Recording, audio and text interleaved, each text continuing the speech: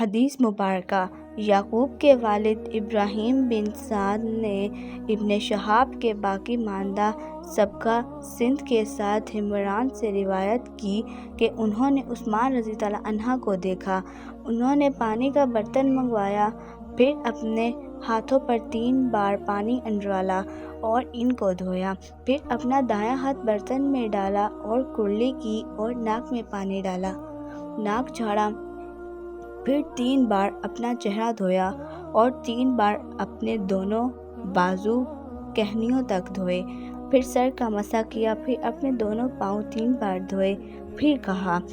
رسول اللہ صلی اللہ علیہ وآلہ وسلم نے فرمایا، جس نے میرے اس وضو کی طرح وضو کیا، پھر 2 رکعت پڑھیں